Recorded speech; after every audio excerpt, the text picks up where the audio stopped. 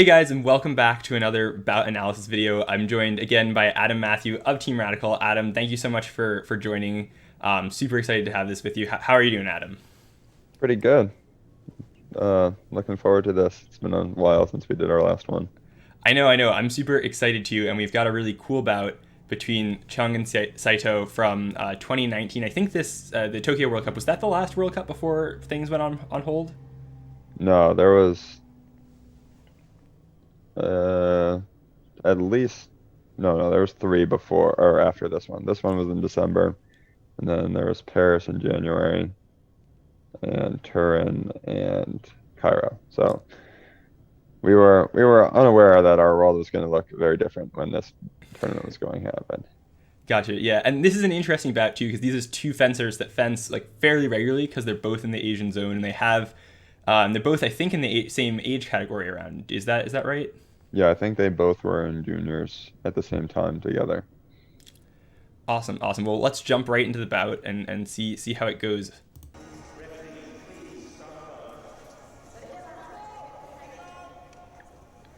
I love those Japanese masks and uniform. It's my favorite design, but I've seen Yeah. they've made a new one actually. Yeah, I just saw that. I'm not a fan of them using the actual writing. We'll see. Quick start off for Chung. I think it's not surprising anyone who's watching fence before that he keeps that big distance. What should we look for in this bout, Adam? I don't know. So, like in the past few seasons, Chung's been a lot more dominant, but Saito definitely has the ability to like fence this bout well. So far, Chung seems like he's doing what he wants to. He's keeping the distance big, like you said.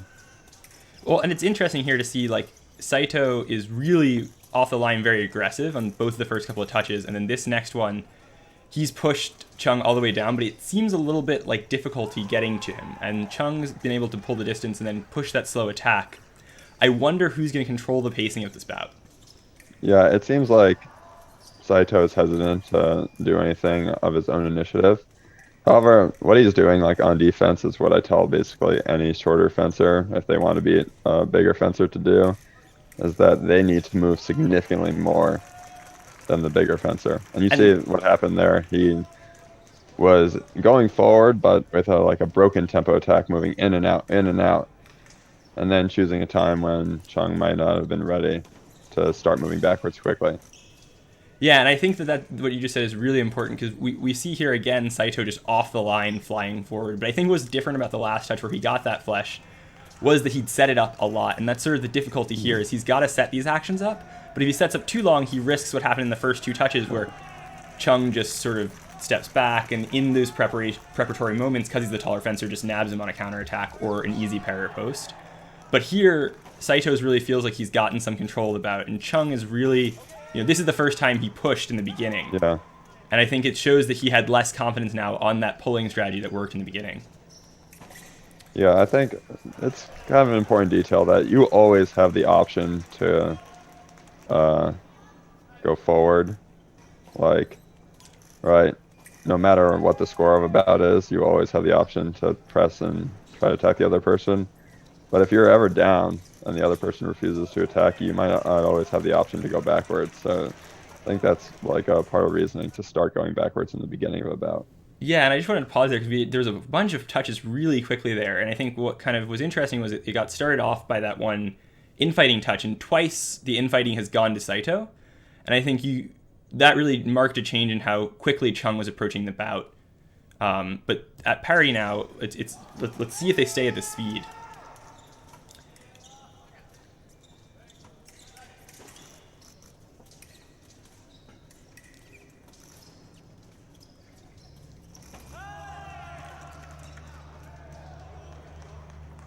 And there, Saito tried to steal the tempo, but doesn't quite get Chung to break his stride.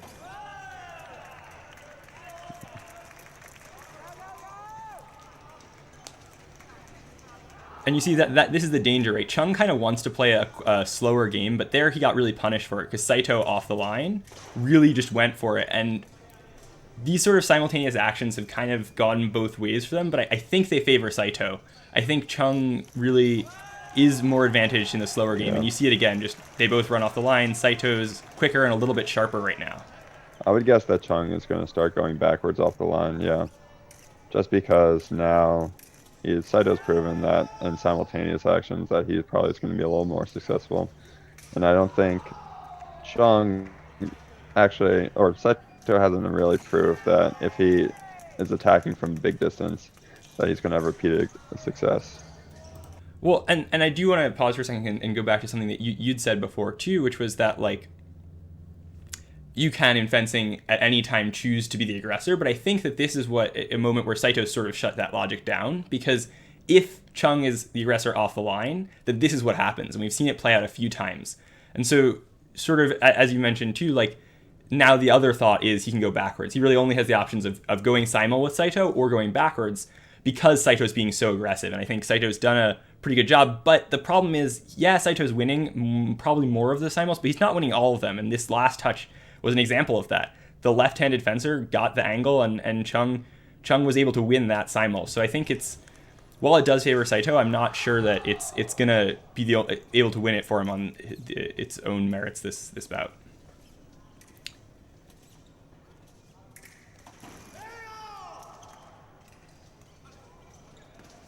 Yeah, I think he hit off target before the parry there on the arm. Yeah. Sort of glancing below. A great épée touch.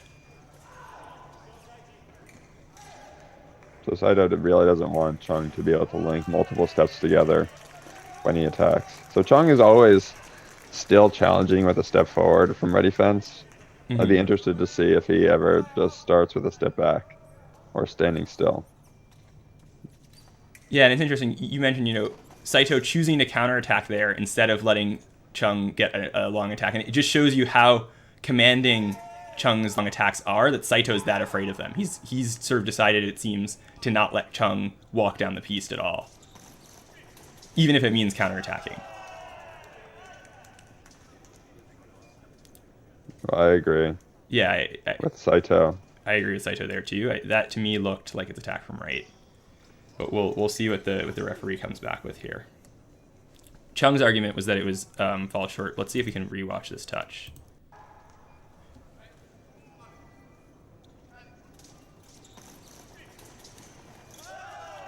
So I guess Chung's argument is going to be that Saito, and this is what the referee called initially, stopped on that first attack. Yeah. Watching it a second time, I'm a little bit less certain, but I think it's still probably Saito's. But it's certainly a tight call here. I was talking about this type of touch the other day with some people, and my philosophy is that Chung went backwards when Saito did his false thing.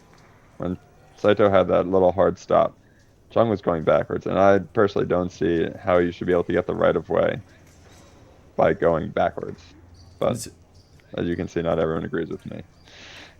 So it looks like that touch was upheld, right?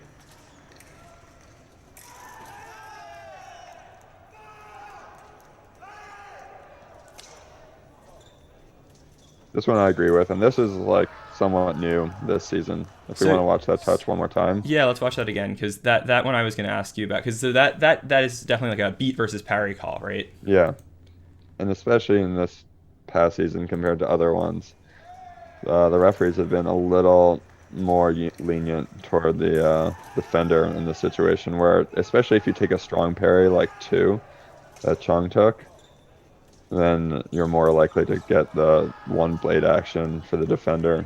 Yeah, and it really doesn't help Saito's case that he beat and then extended his arm and then got parried afterwards, because it doesn't look that intentional, like he was going for a beat then an action. It looks like he's just kind of beating in no man's land. And Chung is the one that decides when the action happens. And here's again that same Saito afraid to let Chung push forward, but he gets punished for the counterattack that time. But that one was a little different because it was after Chung had already started his long attack that Saito counterattacked instead of at the very beginning of his step. Yeah, I was going to say, we talk about how scary Chung's attack is, and that's why, because he hits actions like that. I mean, that was a really hard action, and he absolutely nailed Saito after getting a couple of those first preparatory steps off. He seemed really comfortable, and that's the danger zone that Saito really wants to avoid here. And for the most part has done a good job avoiding, and that's exactly the type of action that gets him able to do that. There, Chung, instead of pulling the distance, steps in and gets punished.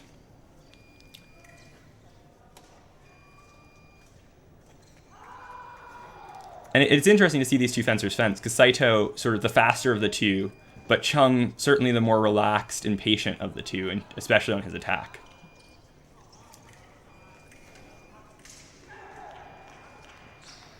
Skip ahead for us.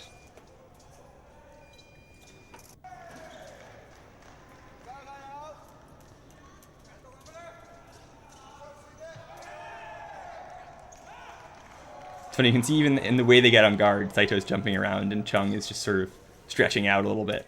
Very different approaches to the bout.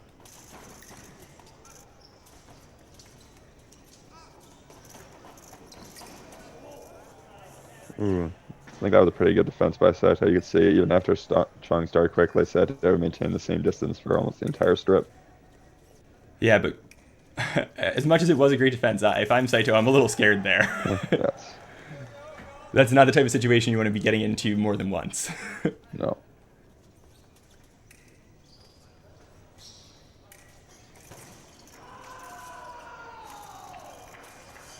And you can see, too, how Saito is really struggling a little bit in that point to get into the distance of Chung.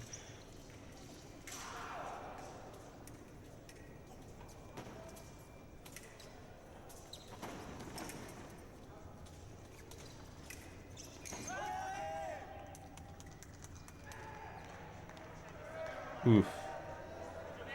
And there again, Chung just feeling the distance better than Saito and getting that touch. Ooh. That, to me, feels simul, but I'm not sure what your take is on that touch. Oh. There was blade contact that I definitely think is Chung's, but I don't think there was. I don't think you can hit in the preem position on an attack while the other person is straightening their arm and call it simultaneous. Fair enough. No matter what you do with your feet. It would be too unfair. It looks like they're going to go to the break.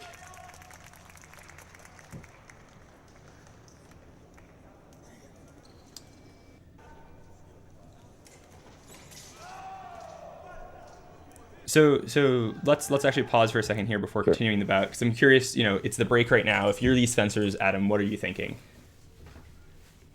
That's a good question.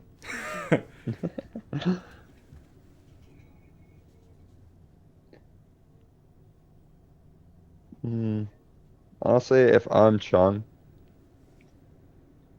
then I'm looking to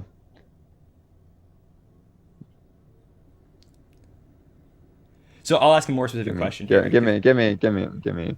Well, so what's interesting to me is the simuls in this bout, right? There's been a lot of times when they've both gone together, and it's not clear who that's working out best for, because we've seen a couple of different types of simuls. We've seen simuls where one of them tries to take the blade, and sometimes Chung's gotten it, but oftentimes he hasn't. I don't think we've seen one where Saito really takes the blade on a simul. But Saito, I think, in the ones where they're just going off the line, is often advantaged, except when Chung has sometimes been able to lock out. And so I think there's a big question here if you're both fencers at the break, and if you're the coaches talking to those fencers. Are you advising to go for those simuls, or are you trying to do something that's going to counter the other fencer going for the simul? So I would say that Chung has actually gone for the parry a couple times. I would say that the last simultaneous we saw, where he ended up in preem, he was likely planning on catching the blade, and that Saito was able to disengage around that. I think that's an interesting point. Well, let's see how they. If I were Chung, I would try to stay away from the simultaneous game right now, because I think Saito has scored probably 2 or 3 touches, after linking multiple steps forward together. But I think oftentimes that Saito was able to push Chung to the end of the strip, and then Chung got the right of way, either Saito by just backing up or some blade action going Chung's way, and then is able to have a lot of room to push forward. And as long as he hasn't been caught in his first step forward, I don't think he's been hit after linking multiple steps together. Yeah, I think I agree with you. I think he kind of needs to call Saito's bluff here. I think You kind of hit the nail on the head. Saito has actually pushed Chung to the end of the strip many times, and he's been really unsuccessful hitting Chung when Chung is in his warning zone. And I think a lot of fencers will sometimes not really pay attention to that, but I think what Chung's done a good job of is actually, if he goes all the way end of his strip, Saito's too afraid to finish, and he can take it back and start the pushing longer attacks, which very much favor him. So I think you're absolutely correct there on that. And let's see if that's the strategy that these fencers are going to take.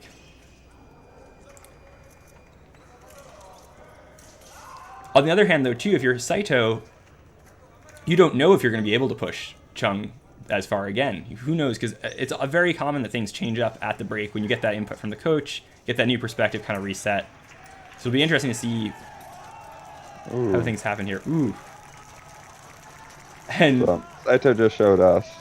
I found it pretty interesting at this time, right? Both the fencers started slowly off the line. Both of them looked for the other one preparing off the line. And, you know, what's interesting, especially there, is Saito just succeeded at the thing we said he wasn't succeeding at in the first period, which was he got Chung to the back and just hit him.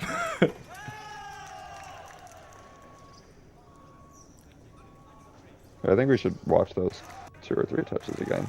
Yeah, I think I agree with you.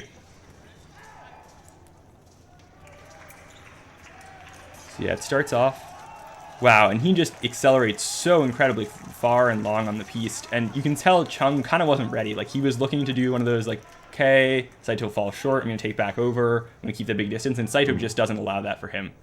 Yeah, I think that was the first time we really saw Saito run. Yeah, and you saw, too, Chung in the touch after. Now he's a little afraid to go backwards, but not quite assertive enough in this simul to get it. And that's sort of Chung's issue with these simuls, is that Saito is a little bit faster.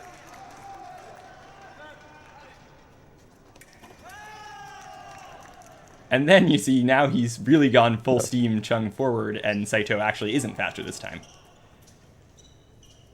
And it strikes me too in this touch that Saito was trying to push sort of in a similar way as the first touch of the 3, but Chung isn't giving him the space to do that in a slow, methodical way this time. Yeah. Right now that Chung has recognized that Saito isn't committing from ready fence anymore. So he has a little more confidence in trying to attack in preparation here. But he did commit to ready fence just the touch before this one. I mean, I think it's a little... No, he looked. You could see that, right? That's the reason that Saito got it, is because he was looking for something to happen, and Saito committed earlier. Gotcha.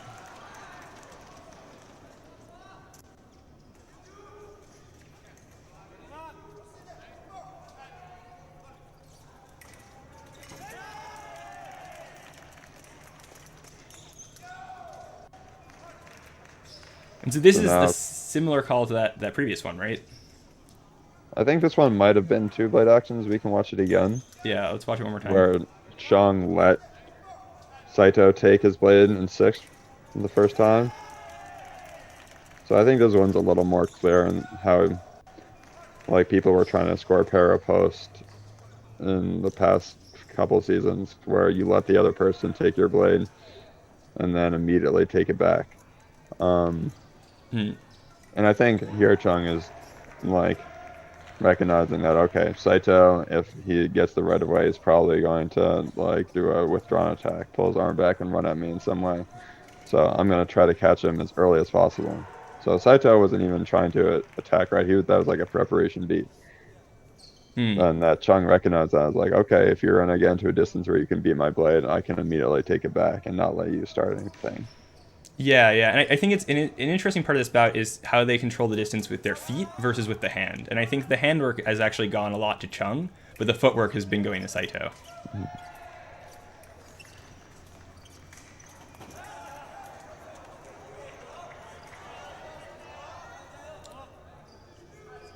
And I think that's key there that Chung asked the referee what the call was on that action. Something you see the higher level fencers do very often is just to understand what the phrasing would have been, even though it's just an off target.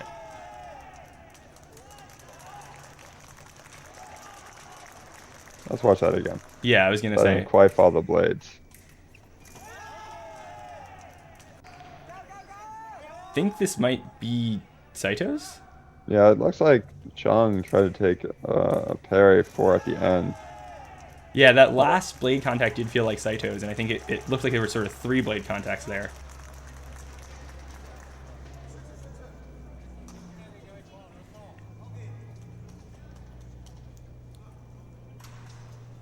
And it's funny, too, because that touch starts the same way as the other ones, right? And Saito is playing into the fact that he knows Chung is going to do this certain response to his beats. And then he's able to capitalize on that knowledge. Oof, and we did talk about the simuls going to Saito.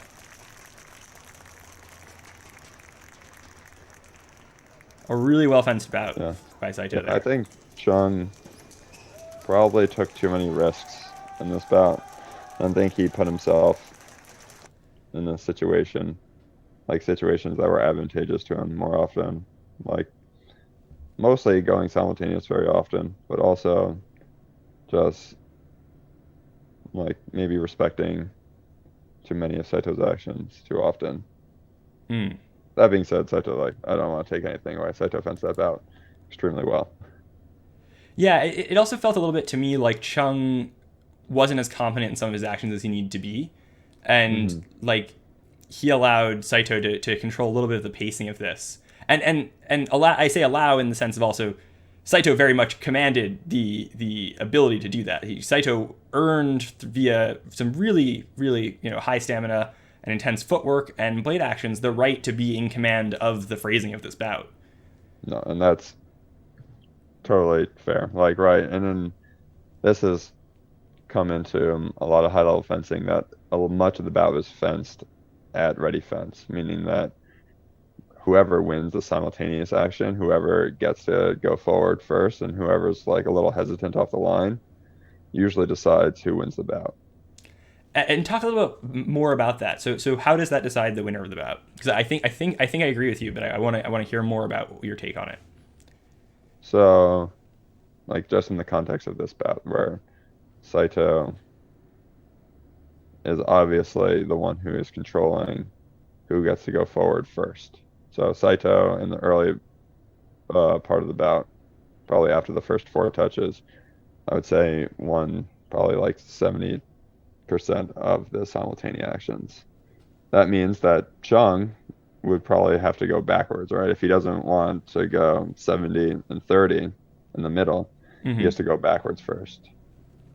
And we saw that at the beginning of the bout, he was pretty successful going backwards, but toward the end, Saito was able to capitalize on making him go backwards and scoring with that running attack, scoring with the infighting touches in the beginning and the middle of the bout, and really just not letting, like, Chung do what he wanted to do and link a bunch of steps together. Yeah, and I think it also interplays a lot with what we were talking about with, Chung as the taller fencer.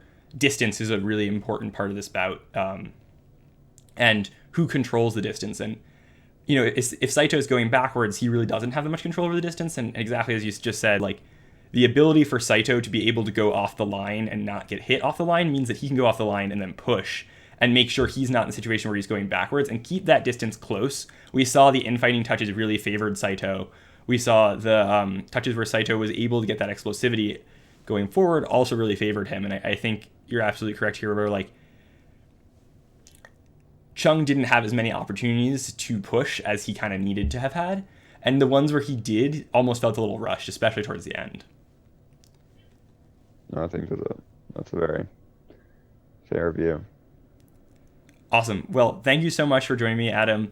Hopefully we'll be doing more of these. If there's anything that anyone watching this video wants to see us do, definitely shoot us a message on Instagram, comment, like, subscribe on YouTube, anywhere else you're seeing this. Thank you for joining us. Have a good rest of your day. That was a lot of fun, Spencer. See ya. A lot of fun.